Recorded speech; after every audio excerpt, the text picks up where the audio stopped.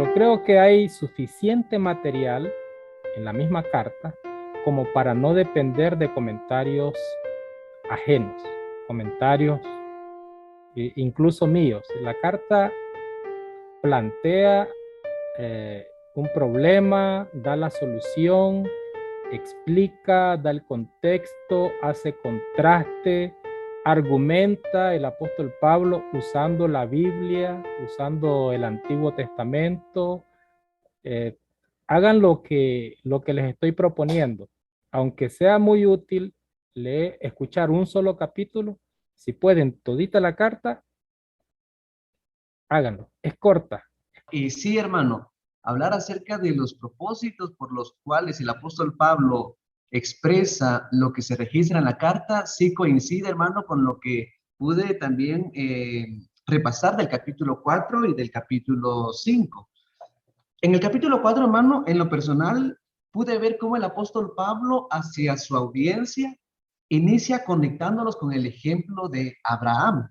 Lo que a mí me llama la atención, hermano, es que también relacionado al bosquejo 4, cuando dice del capítulo, sí, versículo 1 al versículo 25, argumento bíblico, sí, hermano, está identificado allí, porque de hecho el apóstol Pablo, cuando habla acerca de Abraham, expresa algunas citas del Antiguo Testamento, como por ejemplo en el versículo 7, él está citando el Salmo capítulo 32, desde el verso 1 y el verso número 2, cuando él dice que David habla acerca de la felicidad de aquellas personas que sin merecerlo habían recibido esta dicha de ser llamados inocentes por parte de Dios, y no por sus acciones, sino por la confianza que depositan en el Señor. A mí, hermano, me llama la atención y me gustaría que en su momento tal vez me pueda orientar con este detalle. Fíjese que en el versículo 17 del capítulo 4 encuentro que el apóstol Pablo, hablando de Abraham, dice que la promesa que se le hizo a este personaje, a este profeta, fue por su confianza en él, que era el único Dios que podía resucitar a los muertos. Entonces, hermano, en mí estuvo esa duda. ¿Por qué el apóstol Pablo menciona que Abraham había confiado de una manera tan ejemplar en Dios, confiando, valga la redundancia, o creyendo que el Todopoderoso podía levantar a los muertos? ¿Habrá sido por alguna experiencia que él experimentó en su diario vivir? Puede ser, ¿verdad, hermano? Bueno, de hecho, estoy convencido que sí, pero no le he encontrado en sí el punto. Quiero regresar a lo siguiente, hermano. En relación vamos a ver, a los motivos de la carta, se dice que también es para motivarlos a que no se aparten a causa de las crisis. Y de hecho, pude identificar en el versículo, vamos a ver, en el versículo, vamos a ver por aquí, en el versículo 4 y en el versículo 3, hermano, del capítulo 5, que el apóstol Pablo menciona que, pues, a través del sufrimiento se aprende a soportar, hermano, se aprende a soportar. Y hace mención que de esa manera es necesario que se pueda manifestar la confianza en Dios. Obviamente, hermano, yo puedo imaginar que también Abraham sufrió. De una o de otra manera tuvo momentos difíciles, porque aquí todavía se mantiene esa conexión. Por eso preguntaba también en la tarea si había conexión en el capítulo 4 y en el capítulo 5, y sí encontré conexión. Cuando se dice en el bosquejo de la justificación del capítulo 5, versículo 1 al 11, la justificación, prenda de la salvación, yo lo identifico como la garantía de la salvación, hermano, hablando de la justificación.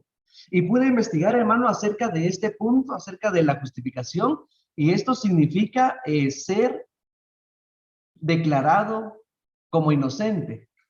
Entonces, yo pude ver los resultados de esa justificación, de ser reconocidos o el ser llamados como inocentes. La persona goza del amor de Dios, la persona goza de vivir en paz con Dios, y la persona disfruta de las promesas de Dios, en este caso de la vida eterna, hermano.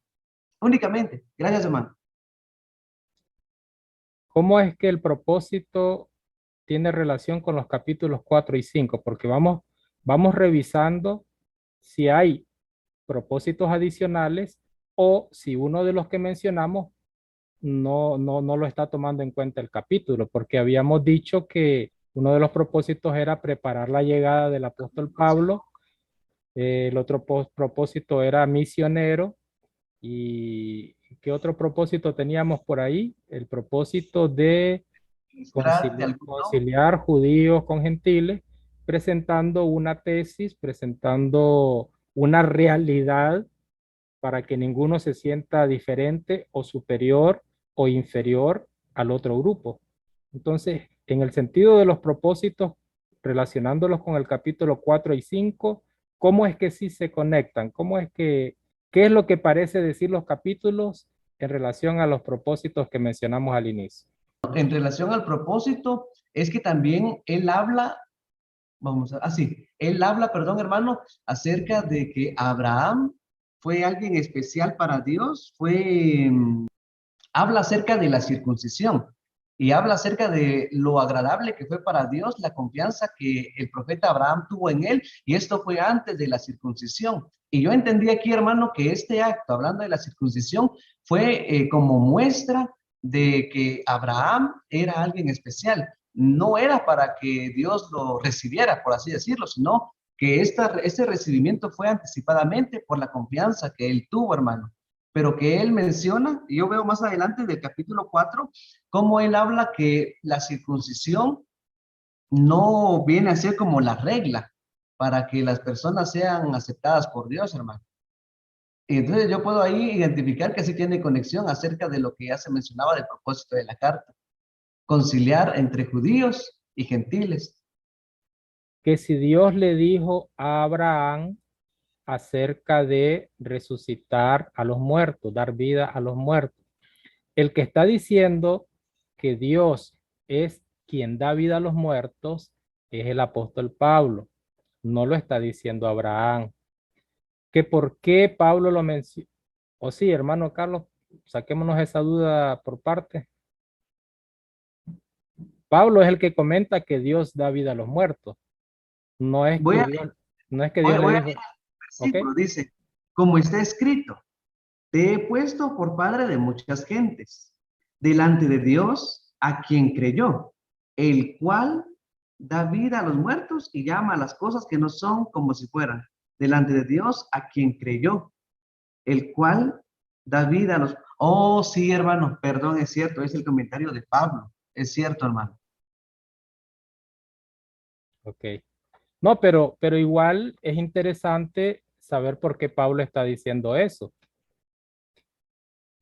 Ahora, si usted lee el versículo 19, es que estoy creyendo que es el 19 o el 18, como nos ocurrió la clase pasada, leemos un versículo más adelante y encontramos tal vez una respuesta a la pregunta. 4:17 es lo que usted mencionó. Ahora el 19 en mi versión dice, su fe no vaciló al pensar que su cuerpo carecía ya de vigor, pero en la nueva versión internacional dice, su fe no flaqueó, aunque reconocía que su cuerpo estaba como muerto, pues ya tenía unos 100 años y que también estaba muerta la matriz de Sara. ¿Qué le parece? Yo voy a decir, supongo que se refiere a la parte física ya muerta, sin vigor, dice otra versión, ¿verdad? Aquí dice la de Jerusalén,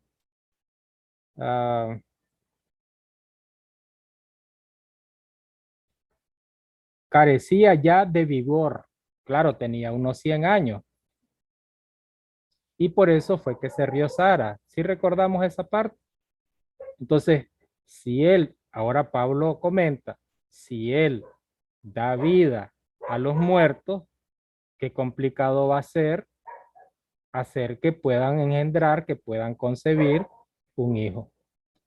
Ahí sí, como cuando uno le da un sentido de broma o le da mal sentido, ¿verdad? Un chiste, que le dice al pobre viejito, vos ya estás muerto, vos ya no podés tener hijos. Y aquí Pablo no lo está diciendo como chiste, dice, ya era anciano, pero sí pudo. ¿Qué les parece? Y si se rió Sara, bien se pueden reír ustedes también.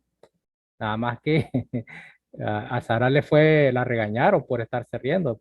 Claro, la risa de Sara fue dudando.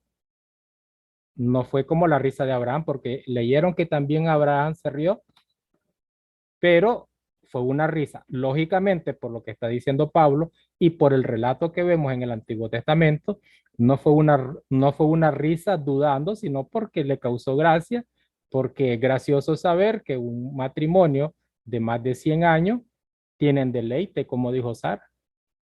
Es Dios de muertos, que da vida. Tal vez a eso, hermano. Todavía le digo tal vez, cuando tenemos ahí el pasaje en el 19. Esa era la duda, hermano Carlos. Sí, hermano, gracias. Es lo que me encanta de Romanos. Ahí están las preguntas, las respuestas y los comentarios de Pablo. En el capítulo 4, Pablo usa el ejemplo de Abraham para ilustrar que la justificación por la fe es posible incluso en ausencia de las obras, ¿no?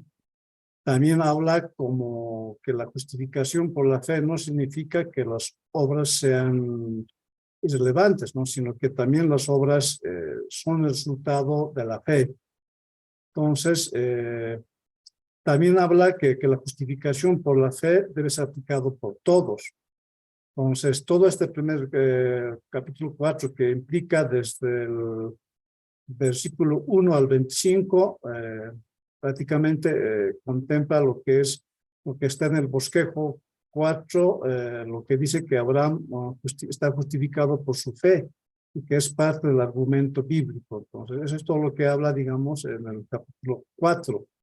Y en el 5, relacionando con el bosquejo 4, subdivide en 3 secciones, ¿no? O sea, del 1 al 11, ¿no? Entonces, en esa sección habla de que, o sea, el Pablo enfatiza la importancia de la esperanza y cómo incluso las tribulaciones pueden ser una oportunidad para desarrollar nuestra perseverancia, ¿no? Y el carácter y la esperanza, ¿no? Y Pablo destaca el gran amor de Dios por nosotros y cómo esto se demuestra en la muerte de Cristo por nosotros mientras aún éramos pecadores. Entonces, esto tiene relación prácticamente con lo que en el bosquejo 4 habla sobre la justificación, prenda de la salvación. Entonces, y en el versículo 12 al 19, el apóstol Pablo habla sobre la obra de Adán y la obra de Cristo y cómo la gracia de Dios y el don de la justificación por la fe son mucho más abundantes que el pecado y la muerte. El apóstol Pablo explica que la muerte entró en el mundo a través del pecado de Adán, pero que la justicia de Cristo trae vida a todos los que creen en él. También destaca que la gracia de Dios es aún más poderosa que el pecado y la muerte, ¿no? En cuanto al versículos que no me han quedado claros, es los últimos versículos del capítulo 5, que son el 20 y el 21, ¿no? Que habla este versículo sobre la idea de que la ley se introdujo para que el pecado abundara en el lugar de disminuirlo, ¿no? Y explicar cómo la gracia puede ser superar el pecado y la muerte. Entonces, yo no entiendo esa parte, o sea, ¿cuál es la relación entre la ley, el pecado y la gracia? Entonces, esto es lo que podría decir el hermano Dan. Ustedes leyeron que en una ocasión dijo el Señor que al que se le perdona poco, ama poco. Y al que se le perdona mucho, ama mucho. No sé si está adecuado este ejemplo. Cuando una persona más pecados siente que tiene, le parece más abundante la gracia de Dios, porque Él perdona a todos los seres humanos. Pero y a ella, ¿qué le va a pedir? Perdón. ¿Y a mi madre qué le va a perdonar si ella es una santa? Supongamos que le perdona poquito a la mamá, como que necesitara poca gracia, o poco perdón, o poca misericordia. Cuando es un delincuente, un mañoso, un ladrón, porque así catalogamos los seres humanos, un pandillero, un drogadicto, a ese hay mucho que perdonarle. Y algunas veces decimos en tono de broma, a vos ni que te bauticen 7 veces, Dios no te va a perdonar. En ese sentido, tal vez usando un vocabulario muy popular, nuestra manera de comunicarnos, de decir las cosas, agregado a lo que decía el Señor en cuanto al que se le perdona poco, por algo él dijo se le perdona poco. Y no estoy diciendo que tengamos categorías, pero hay unos que somos más peores que otros, somos más malvados que otros que conocemos.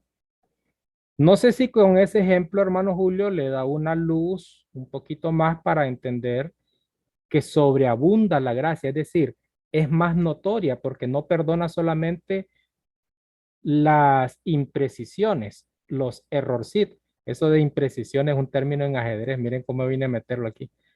Los errores pequeños, las equivocaciones, los descuidos, no solamente eso, perdona los pecados más grandes si la persona se arrepiente. ¿Y qué es si se arrepiente? Si cambia su manera de actuar, su manera de pensar y se convierte. Lo que no entiendo es cuál es la relación entre la ley, el pecado y la gracia, porque a eso se refiere, digamos, el Ok, capítulo 20-21. Entonces, ok, o sea, ¿qué relación? O sea, no lo cacho, no lo entiendo cuando ok. leo esos dos versículos. Cuando entra la parte de la ley, el mismo apóstol Pablo dice en otro texto, donde no hay ley, no se culpa de pecado a una persona. Usted, aquí voy con otro ejemplo, usted va en un carro, en una moto, en un bus y pasa una esquina y no se detiene en la esquina. No hay una señal de alto, no hay un semáforo, no hay líneas amarillas, no hay esas que son paralelas, no sé cómo se le llama, aquí ni las respetamos los conductores. Usted pasa de una cuadra a otra sin ningún problema. Más adelante lo detiene un policía y le dice, mire, le voy a poner una infracción. ¿Cómo lo tomaría usted? ¿Y en qué ley te vas a sustentar? ¿En qué ley vas a basar vos la infracción? ¿Cuál es el artículo de la ley que he violado? ¿Qué es lo que incumplí? Si hubiera un semáforo y estuviera en rojo, ahí va la multa. Si hubiera una señal de alto y usted no se detiene, porque aunque no vengan vehículos ni por la derecha ni por la izquierda, una señal de alto significa detengas. No importa si viene o no viene otro vehículo. Usted se detiene, voltea la cabeza a un lado, voltea a otro y después atraviesa la calle.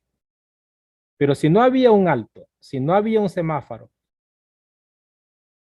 ¿qué cree usted que le va a decir el policía? ¿Cuál fue la infracción?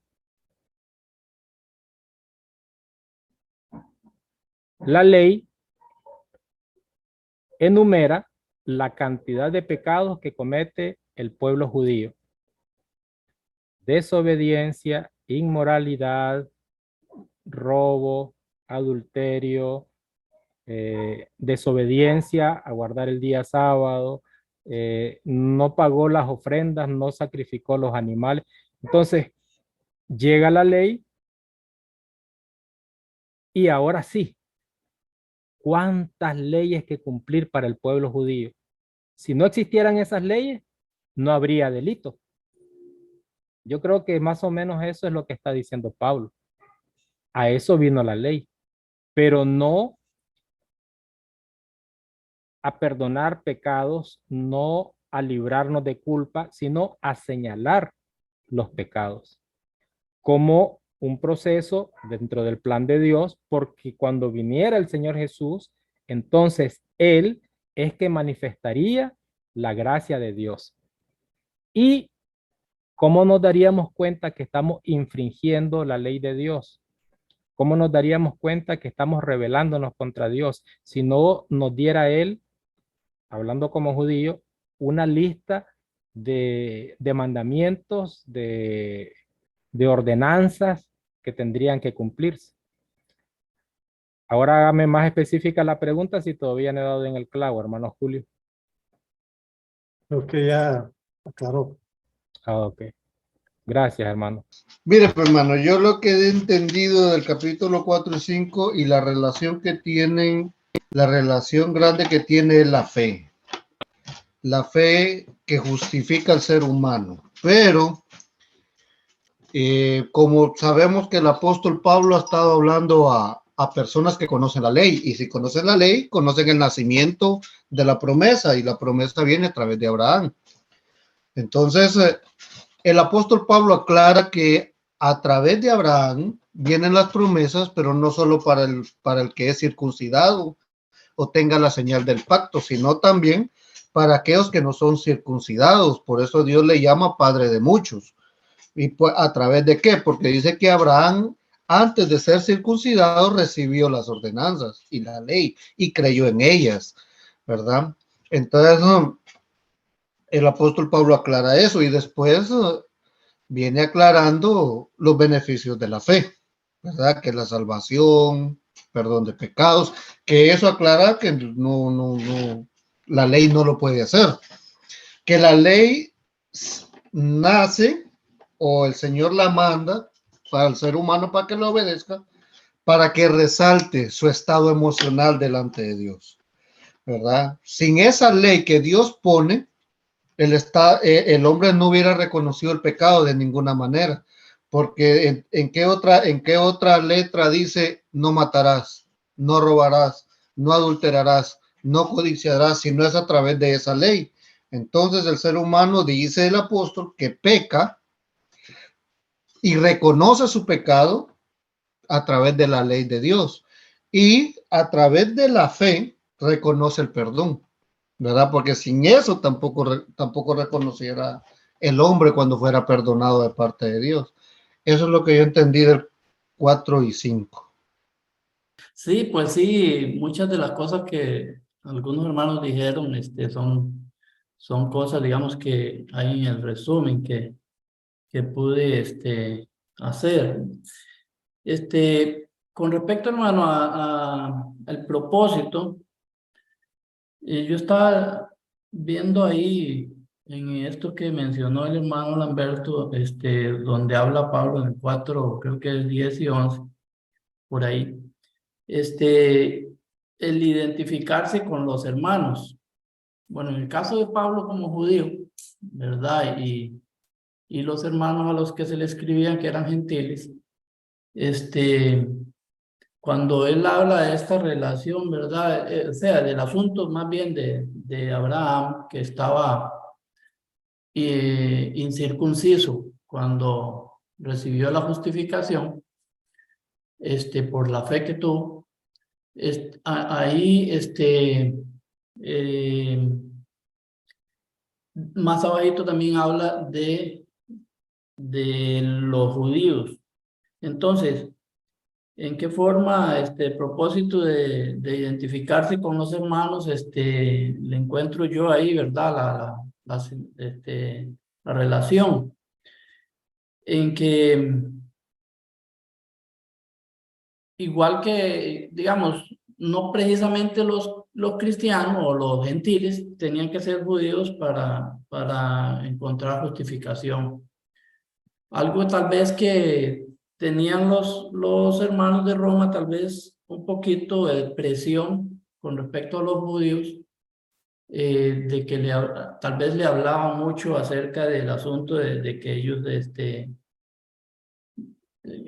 no tenían la ley, no tenían los mandamientos, no tenían, ¿verdad?, todas estas cosas que Dios había mandado y que vinieron a ser juntados ya como de último, ¿verdad? Pero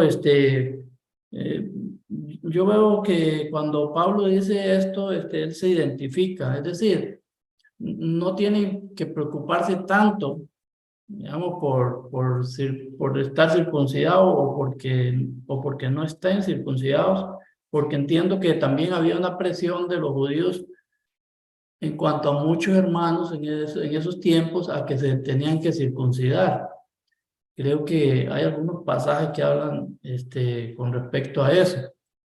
No sé si el mismo apóstol Pablo en algún momento tuvo un enfrentamiento, creo, no sé si es en Gálatas que habla con Pedro con respecto a eso, ¿verdad? Entonces yo siento que tal vez él dice, mire lo que pasó aquí, ¿verdad? Al decir, mire, Abraham, que es el padre, nuestro padre de la fe, él fue justificado antes de ser circuncidado. Entonces, nosotros, o sea, ustedes que son gentiles, también están siendo justificados en estos tiempos sin tener, digamos, necesidad de circuncidarse. Si fuera el caso, digamos, de que sintieran presión. Entonces, él se identifica un poco con respecto a eso, creo yo, o lo veo un poco así. Aparte de que lo hace ver también como que somos iguales, ¿verdad? Porque es lo que viene hablando el texto el capítulo 4. Dios es para todos y como venimos viendo, ¿verdad? En los capítulos anteriores, de la justificación es para todos y la ira de Dios también es para todos, o sea, todos somos iguales. Entonces, en ese sentido yo siento que hay un identificarse, ¿verdad? Con los hermanos, como diciéndole, ya no tienen que estar pensando más en que algunos hermanos digan que tienen que circuncidarse o que somos judíos, somos el linaje de Dios, ya eso se acabó, para Dios todos somos iguales. Ustedes saben que hay puntos mayores en un bosquejo, ¿verdad? A ver, si hablamos del tema, estamos diciendo, o la tesis de la carta, estamos diciendo que es Romanos 1, 16 al 17. Ahí se planteó la tesis, que el evangelio es poder de Dios para salvación a judíos y a griegos. Ese es el contenido de toda la carta. Entonces, después, dentro del bosquejo vienen 3, 2, 4, no sé cuántos puntos mayores. ¿Ya estamos en el segundo punto mayor o en el primero? ¿En cuál estamos, hermano Leonis? Estamos en el primero, que es la justificación. Ok, la justificación comienza en el 1.16 y termina. La justificación Ajá. si viene terminando en el 5:19, creo, ¿no? En el 4.25. 4:25. En otras palabras, ya entramos al segundo punto mayor. Ok, miren que a esto me refería yo cuando les dije tomen nota. Agarran el bosquejo y se ubican dentro de qué sección está el capítulo que ustedes están leyendo. Ya se los estoy dando por tercera vez y les digo, la parte del capítulo 4 está todavía dentro del primer tema y el tema es la justificación. Y dentro de la justificación, el capítulo 4 está en la parte que se conoce como argumento bíblico. ¿Sí o no, hermano Leonis? Y el argumento bíblico es el caso de Abraham como ejemplo para sustentar el tema de la justificación usando la Biblia. En esa parte está el capítulo 4. Ese es el argumento bíblico, que Abraham fue justificado por la fe. Antes de la circuncisión, como bien lo dijo usted, él fue justificado. Ya cuando entramos al capítulo 5, dice el tema mayor de la justificación La salvación. a la salvación. No es lo mismo ser justificado que recibir la salvación. Dentro de ese punto, en el capítulo 5, es donde ya entran los incisos de la justificación como prenda de la salvación, indispensable, si no, no hay salvación. No puede alguien recibir salvación sin ser justificado. Se pone el caso de Adán y del Señor Jesús, es un contraste. Si por medio de uno vino una cosa, por medio del otro vino otra cosa. Y la proposición temática, que es la última parte del capítulo 5, que es donde ya hice el comentario dirigido a la pregunta del hermano Julio Fernández. Entonces parece que el bosquejo lleva un orden bastante claro, bastante bonito, y que nos ayuda a ubicarnos en qué parte del sermón vamos acompañando al apóstol Pablo. A eso me refería yo con el bosquejo. Quise ayudarlo, por eso le interrumpí, hermano, lo interrumpí, hermano Leonicio, para que los demás vieran también cómo es que deberíamos trabajar en los próximos capítulos. ¿Abraham es padre de los judíos o de todas las naciones? Muchas naciones, dice. Es que decirle esto a un judío es como darle golpes en la cara, tirarle una piedra en la frente y derribarlo. Decirle que el padre, ellos creen, Abraham es mi papá, como a los niñitos que pelean para que los papás no toquen a otro niño. Como dice en Juan 8 es. No, pero ahí mismo en Romanos dice de que Abraham no es solamente de los descendientes según la carne, no solamente los hijos de Isaac, de Jacob y de las 12 tribus, Rubén, Simeón, Leví, Judá, Isaacar, Dan, Neftalí, Gad, Aser, Zabulón, Neftalí, no solamente los descendientes de la carne de él, sino de todos los que siguieron el ejemplo de él. ¿Cuál fue el ejemplo de él? Bueno, él fue justificado antes de la ley. Hay algunos libros que comentan de que Abraham cumplió la ley. Son locuritas que le meten a uno ahí, pero eso lo sé de hace algunos tiempos que lo comentan así, pero no. Ahora, ¿cuál es esa fe de Abraham que pueden desarrollar también gente de otras naciones? Guatemaltecos, bolivianos, hondureños, costarricenses, nicaragüenses. ¿Cuál es esa fe de Abraham? Bueno, la fe fue en la promesa, que a pesar de que su cuerpo estaba tan muerto como la matriz de Sara, él tuvo la confianza en Dios. Esa es parte de su fe. ¿Y qué otra parte de la fe? La obediencia cuando estuvo dispuesto a sacrificar a su hijo. Entonces, en el caso de Abraham hay tanto confianza como obediencia.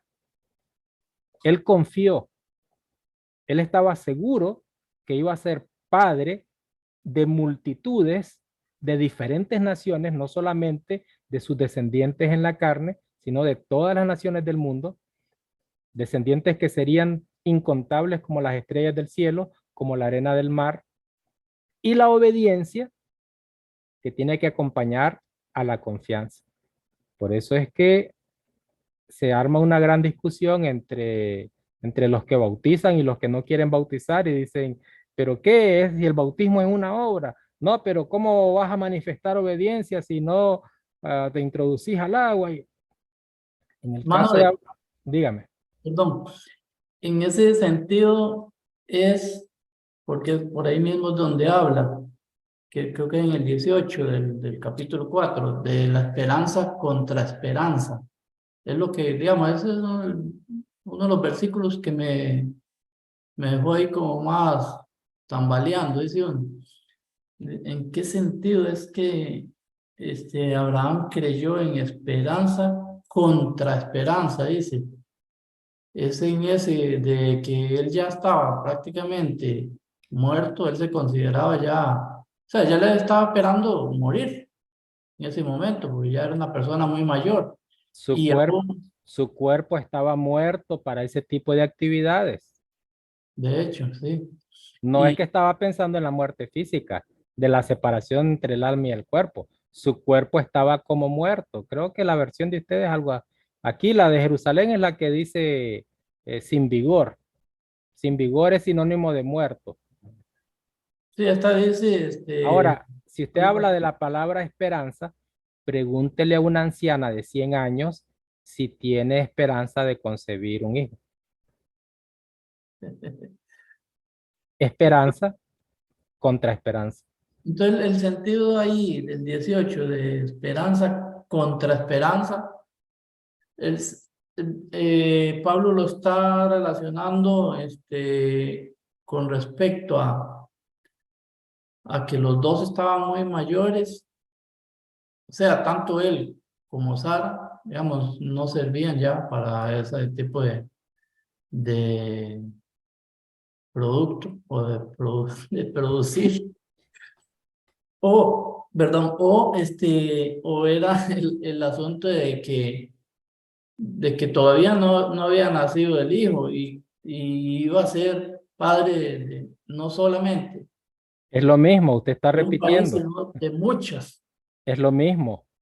Dios le ofrece, le promete ser padre de multitudes incontables y al mismo tiempo él dice, no tengo hijo.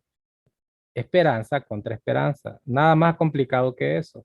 Así de sencillo como lo está leyendo. Es Y lo que dice, es lo que está diciendo. aparte de que no lo iba a ver. Pienso yo que esa es la contraesperanza, porque si tenía el hijo, que él estaba seguro, porque él creía a Dios, iba a nacer el hijo, pero él no iba a poder ver nada de eso. Entonces, No iba a poder ver a las multitudes. no iba a poder ver a la Es, multitud. es parte de la misma confianza. O sea, yo confío que es cierto lo que me está diciendo el Señor, aunque no lo vean mis ojos. Eso es la fe sin verlo. Es en un sentido lo que creemos nosotros de que un día, aunque muramos, aunque nuestro cuerpo se deshaga en la tierra, un día el Señor nos va a resucitar. Aunque he sido tan malvado que no tengo esperanza de salvación eterna, pero hay una solución. Por muy malvado que yo haya sido, por muy malvado que haya sido hermano Lamberto, aunque haya hecho un voto él para enmendar sus culpas, sus fallas, no importa. Hay una promesa de vida eterna. Y no comentamos, pero tal vez en la próxima clase lo comentamos. Vamos a buscar la manera de abreviar, tal vez con preguntas específicas en vez del resumen completo. Porque la otra parte también que vamos a estar viendo es de que nosotros, nuestros pecados nos hacen merecedores de la culpa independientemente de la ley. Así como hay esperanza fuera de la ley, también hay condenación aunque no hubiera ley. Pero vamos a ir viendo esas cosas porque Romanos no es repetición. Romanos va ampliando el tema, va de menor a mayor y va abordando todos los detallitos. Entonces, esa es otra parte que está directamente relacionada con el bosquejo. Es también con propósito misionero. Romanos prepara a una persona para que no llegue a meter cuentos cuando quiere evangelizar a alguien. Venga, que aquí se le van a acabar los problemas en la iglesia. No es eso el evangelio, la fe, la salvación. Venga, mire, aquí le vamos a ayudar, pero y si no se bautiza, no le llevamos su comidita, no le damos su provisión. Venga, mire que aquí se le compra, ya lo hemos comentado, ya se los he dicho, y casi siempre uso los mismos ejemplos. Aquí se le va a componer su hijo si usted viene a orar con nosotros. Y esas son las trabas, perdón, esas son las cuñas, esos son los motivos por los que las personas están llegando. Y por eso es que cada año entran unos, salen otros. Entran, salen, entran. A mí me engañaron. Nadie me dijo que yo tenía que anunciar el evangelio. Y muchos nunca lo han anunciado y ahí están de caretubo metidos en la iglesia. Nunca lo hagan. O sea, nunca han movido un solo dedo. Creen que llegar a sentarse a una banca y punto final. En Romanos se capacita muy bien a cualquier persona que quiere presentar el evangelio. Y por eso dentro de los propósitos que mencioné al inicio, Pablo está queriendo llevar esta carta con fines misioneros. Esos cristianos en Roma que recibirían la carta le ayudarían a él a explicar todas esas cosas referente al evangelio, la salvación, la justificación, la esperanza contra esperanza y todo el contenido de ello. Le estamos hallando el inicio, el fin a los capítulos, a la carta. ¿Tiene sentido con el bosquejo y con los propósitos? Pienso que sí.